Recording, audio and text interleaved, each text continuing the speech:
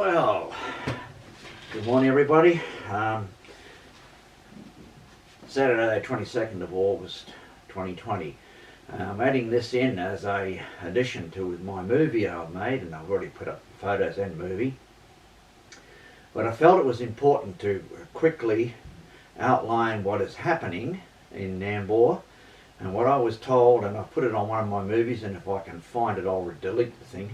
Was a reference to a businessman that I know up there, first name basis, and he said, well, it's $7 million invested in this, and it's not going to go anywhere. It's not going to, it came across as quite disappointed with the whole thing. Anyway, yesterday I met what I assume to be either the ultimate manager or at least the business manager of that Nambour Tram, and he's free to correct that if he sees this. And that is that it's way less than the $7 million. But when the thing is completed, it might be close to $2 million. However, he also gave some information that is really worthy of note.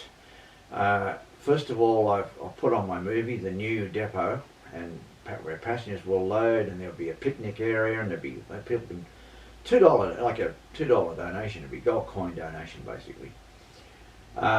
And it will only go down at the moment, but it's going to be extended out to the showgrounds, where they have a number of events during the year, including the show. Of course, they have Easter's, they have a caravan show and all that type of thing.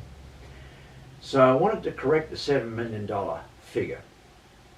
And another piece of information that would be of great interest to rail enthusiasts and tramway enthusiasts is that he flew down to Melbourne, obviously before COVID-19, looked at a couple of trams. He was showing a couple of trams where you could, have this one or this one, and he said, no, they're in poor condition, shambles as he puts it. No thank you. So they're not getting the Melbourne Tram, which would have had to been cut down and shortened. I discussed that with him and he agreed completely. So what they're doing, and this might become breaking news to tram enthusiasts, is they're going to have a replica San Francisco cable car style of vehicle made up especially for, of course, the 2-foot gauge, and it'll only have about 28 passengers, and it'll look like a cable car, and it'll be a beautiful vehicle. It's a replica, and anyone who knows about replicas can tell you, if they're well made, you can't tell the difference between a replica of 2020, shall we say, and a tramway vehicle of 1920. You just, only the best trained eye can ever tell. So that's happening. And I got a locomotive there called Petrie, which was donated, he said, from Bundaberg. Now, that's on my movie and so on, and it'll be on the photo that's used for a thumbnail for this.